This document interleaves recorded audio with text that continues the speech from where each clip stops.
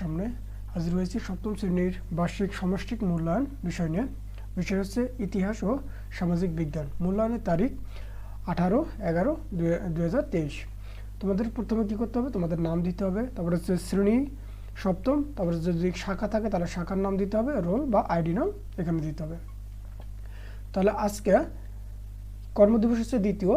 এখানে কী ছিল যে বৈজ্ঞানিক পদ্ধতি অনুসরণ করে বাংলাদেশের মুক্তিযুদ্ধ সংক্রান্ত তথ্য অনুসন্ধান এবং অবশিষ্ট কাজ। তাহলে এখানে তোমার কী কী ধাপ আছে, যে শিক্ষার্থীদের তথ্য সাজিয়ে প্রতিবেদন, দেয়ালিকা, পুস্তিকা ইত্যাদি যে কোনো মাধ্যমে অ্যাসাইনমেন্ট আকারে জমা দিবে এবং শিক্ষার্থীরা তাদের প্রাপ্ত তথ্যগুলোকে দলগতভাবে আলোচনা করে তথ্যগুলো সাজিয়ে নেবে। এরপর প্রত্যেকে একটি অ্যাসাইনমেন্ট জমা দিবে এবং সেটি হতে পারে প্রতিবেদন, দেওয়ালিকা, পুস্তিকা ইত্যাদি। এবার এই অ্যাসাইনমেন্ট তৈরি করার জন্য যে উপকরণগুলো লাগবে সেগুলো হচ্ছে তোমার একটা পোস্টার লাগবে, তারপর একটা ছবি লাগবে, খাতা লাগবে, কালার পেন লাগবে, পাঠ্যপুস্তক ইত্যাদি। এবার আমাদের প্রথম থেমে কী ছিল, প্রথম থেমে ছিল যে হচ্ছে মুক্তিযুদ্ধের রাজনৈতিক প্রেক্ষাপটের পরিবর্তন, মুক্তিযুদ্ধে স্থানীয় বিভিন্ন পক্ষের অবস্থান ও ভূমিকা এবং মুক্তিযুদ্ধে আন্তর্জাতিক বিভিন্ন রাষ্ট্র ও ব্যক্তির অবস্থান ও ভূমিকা। তাহলে আমরা প্রথম এই থিমের মধ্যে যেগুলো ছিল সেগুলো একটু দেখি। যেমন মুক্তিযুদ্ধের রাজনৈতিক প্রেক্ষাপটের পরিবর্তন, তাহলে কীভাবে এই পরিবর্তনগুলো হলো, যেমন শুরু থেকে রাজনৈতিক কারণগুলো কী কী। তাহলে এখানে উত্তর দেওয়া আছে যে 1947 সালে দেশভাগ এবং 1952 সালে ভাষা আন্দোলন, 1954 সালে যুক্তফ্রন্ট নির্বাচন এবং 1966 সালে 6 দফা আন্দোলন এবং 1969 সালে গণ অভ্যুত্থান এবং 1970 সালে 7 ডিসেম্বর অনুষ্ঠিত পাকিস্তানের সাধারণ নির্বাচন। এগুলো ছিল একবার রাজনৈতিকের প্রথম দিকের যে কারণগুলো। এবার দ্বিতীয়টা দেখো যে সেই সময় পূর্ব পাকিস্তানের রাজনৈতিক দলগুলোর মধ্যে ঐক্যবদ্ধ হওয়ার কারণ কী ছিল। তাহলে 1952 সালে ভাষা আন্দোলনের পর থেকে পূর্ব পাকিস্তানের রাজনৈতিক দলগুলোর মধ্যে ঐক্য শুরু হয়। এই ঐক্যের মূল ছিল পূর্ব পাকিস্তানের জনগণের স্বাধিকার ও স্বাধীনতার আকাঙ্ক্ষা এবং 1966 সালে বঙ্গবন্ধু শেখ মুজিবুর রহমানের 6 দফা দাবির মাধ্যমে বঙ্গবন্ধু পূর্ব পাকিস্তানের জনগণের স্বায়ত্তশাসন প্রতিষ্ঠার দাবি উত্থাপন করেন এবং এই দাবি পাকিস্তানের শাসক গোষ্ঠীর কাছে অগ্রহণযোগ্য ছিল। তারপর 3 নম্বর কী কারণ ছিল, যে 1969 সালে গণ অভ্যুত্থানের কারণ কী ছিল। যে উত্তর কী হবে, যে গণ অভ্যুত্থানের মূল কারণ ছিল যে পূর্ব পাকিস্তানের জনগণের স্ব-অধিকার ও স্বাধীনতা আকাঙ্ক্ষা এবং এই আকাঙ্ক্ষার বহিঃপ্রকাশ ঘটেছিল 1966 সালে বঙ্গবন্ধু শেখ মুজিবুর রহমানের 6 দফা দাবির মাধ্যমে এবং পাকিস্তানের শাসক গোষ্ঠী পূর্ব পাকিস্তানের জনগণের প্রতি বৈষম্যমূলক আচরণ ও শোষণ। তারপরে কী হয়েছে, যে 1968 সালের 15 আগস্ট বঙ্গবন্ধু শেখ মুজিবুর রহমানের উপর গ্রেপ্তারি পরোয়ানা। এই অবস্থায় পূর্ব পাকিস্তানের রাজনৈতিক অস্থিরতা আরও কী পায়, বৃদ্ধি পায়। তারপরে 4 নম্বরে আমরা আর কি কারণ দেখাইতে পারি, যে স্বাধীনতা যুদ্ধে রাজনৈতিক প্রেক্ষাপটে পরিবর্তনের ফলে কি পরিবর্তন লক্ষ্য করা যায়। তাহলে কী কী পরিবর্তন লক্ষ্য করা যায়, যে পূর্ব পাকিস্তানের জনগণের মধ্যে স্বাধীনতা যুদ্ধের চেতনা বৃদ্ধি পায়, পূর্ব পাকিস্তানের জনগণ পাকিস্তান থেকে বেরিয়ে এসে একটি স্বাধীন রাষ্ট্র গঠনের জন্য সংগ্রামে ঐক্যবদ্ধ হয়। তারপর কী হয়, যে ভারতের সমর্থনে শুরু হয় এবং অবশেষে 1971 সালের 16 ডিসেম্বর স্বাধীন সার্বভৌম বাংলাদেশ প্রতিষ্ঠা লাভ করে। তারপরে আছে যে 5 নম্বরে আমার পূর্ব পাকিস্তানের কোনো রাজনৈতিক দল নির্বাচিত হয়েছিল। তাহলে উত্তর কী হবে, যে 1970 সালে 7 ডিসেম্বর অনুষ্ঠিত পাকিস্তানের সাধারণ নির্বাচনের পূর্ব পাকিস্তানের রাজনৈতিক দল আওয়ামী লীগ একক সংখ্যাগরিষ্ঠতা লাভ করে এবং আওয়ামী লীগকে সরকার গঠনের সুযোগ দেননি। ফলে পূর্ব পাকিস্তানের জনগণের মধ্যে একটা কী সৃষ্টি হয়, ক্ষোভের সৃষ্টি হয়। এইবার তার পরবর্তী কী হলো, যে এই নির্বাচিত হলে তারা কি দেশ শাসন করেছিল। তাহলে উত্তর কী হবে, যে আওয়ামী লীগকে সরকার গঠনের সুযোগ দেননি।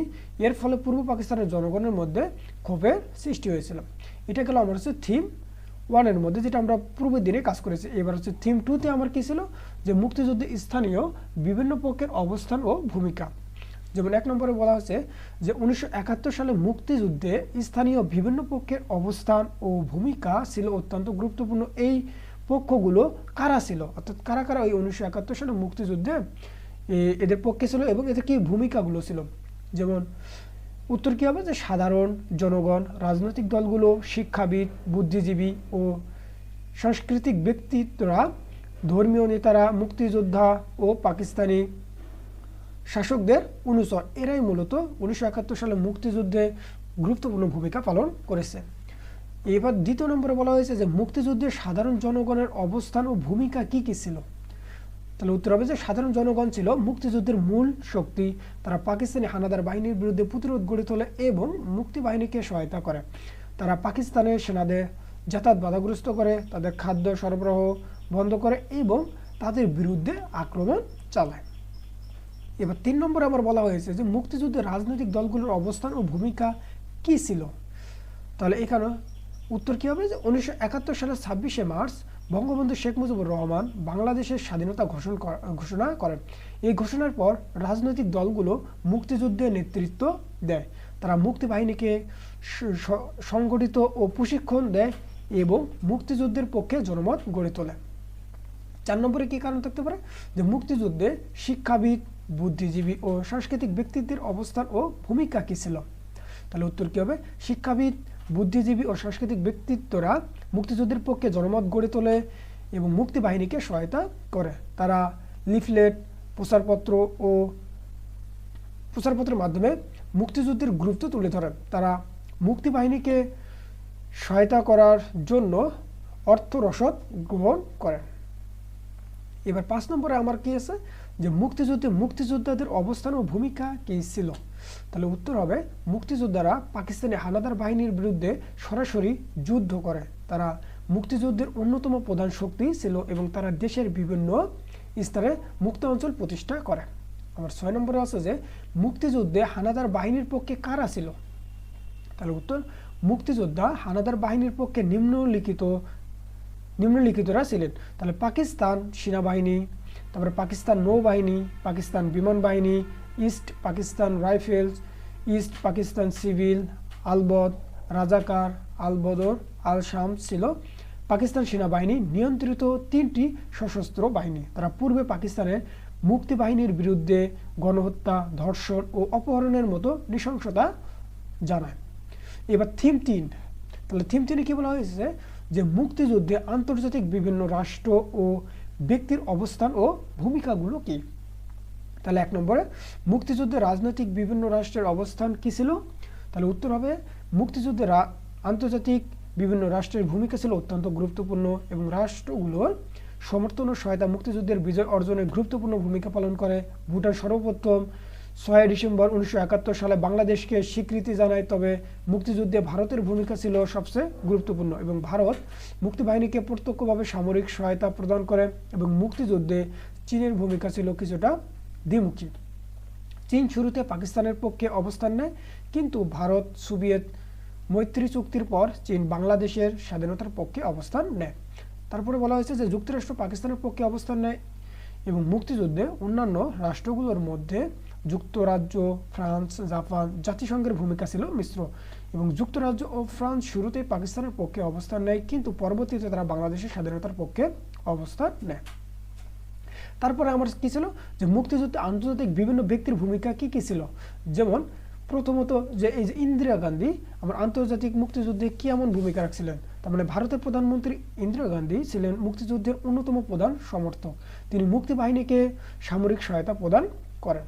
তারপরে ছিলেন হচ্ছে লিওনিড ব্রেজনেভ, সোভিয়েত ইউনিয়নের প্রধানমন্ত্রী লিওনিড ব্রেজনেভ ছিলেন মুক্তিযুদ্ধের অন্যতম প্রধান সমর্থক। তিনি সোভিয়েত ইউনিয়নের নৌবহরের উপস্থিতি ভারত মহাসাগরে পাকিস্তানকে ভীত করে তোলেন এবং যুদ্ধের ফলাফল নির্ধারণে গুরুত্বপূর্ণ ভূমিকা পালন করেন।